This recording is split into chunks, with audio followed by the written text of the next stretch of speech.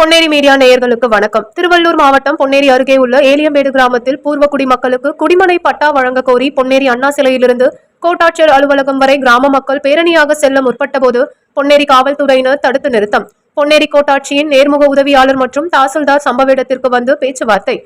திருவள்ளூர் மாவட்டம் பொன்னேரி அருகே உள்ள ஏலியம்பேடு கிராமத்தில் சுமார் 100க்கும் மேற்பட்ட குடும்பத்தை சேர்ந்த பொதுமக்கள் பூர்வீக குடிகளாக வாழ்ந்து வருகின்றனர்.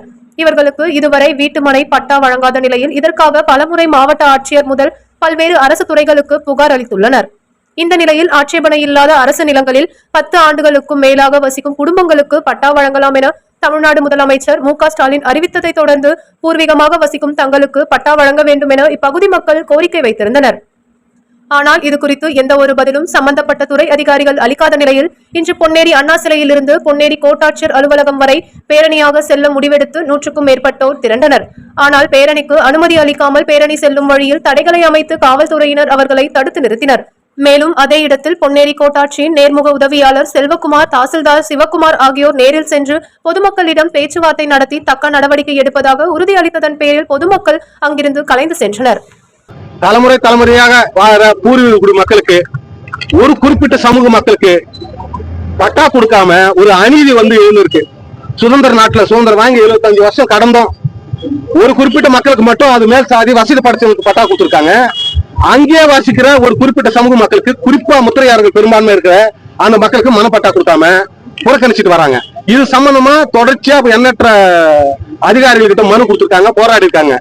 இன்றைக்கு இதெல்லாம் கண்டித்து தமிழக அரசு அறிவித்திருக்கிற இன்றைக்கு மாண்புமிகு தமிழக முதல்வர் ஸ்டாலின் அவர்கள் ஆட்சேபனற்ற புறம்போக்கில் எல்லாருக்கும் 10 ஆண்டுகளுக்கு மேல குடியிருந்தாங்கன்னா அவங்களுக்கு எல்லாம் பட்டா கொடுக்கணும்னு அவர் சொல்லியிருக்காரு. ஆனா பூர்வீக குடிமக்கள் இவங்க அந்த பட்டா கேட்டு இன்றைக்கு அண்ணா சாலையில பொன்னேரி கூடிய அண்ணா சிலையில இருந்து நம்ம ஆர்டிஓ அலுவலகம் முன்பு வரை பேரணியாக சென்று அந்த பொதுமக்கள் மத்தியில் இருக்கக்கூடிய கோரிக்கை மனுக்கள் வழங்குறதா இருந்தோம். போலீஸ் காவல்துறை அனுமதி மறுக்கப்படுகிறது.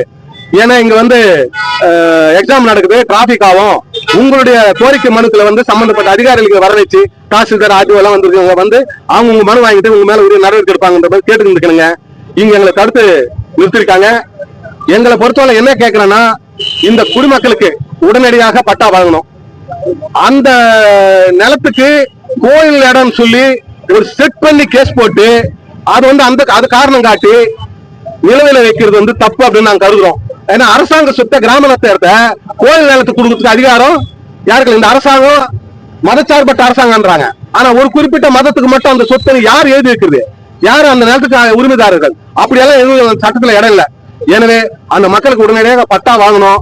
இந்த கோரிக்கைகளுக்காக சம்பந்தப்பட்ட அதிகாரிகளோட இப்ப பேச்சுவார்த்தை நடத்தி அவங்க என்ன சொல்றாங்கன்றதை பொறுத்து நாங்க அமைதியான முறையில மனு கொடுத்து செல்றதா, அப்படி எங்களுக்கு உரிய பதில் கிடைக்கல அப்படின்னா நாங்க கைதாகிறது, அரசாங்க கவனத்தை கொண்டு போறது அப்படின்ற ஒரு நிலை எடுக்க வேண்டிய நிலைக்கு தள்ளப்பட மாட்டாங்கன்னு நான் நினைக்கிறேன்.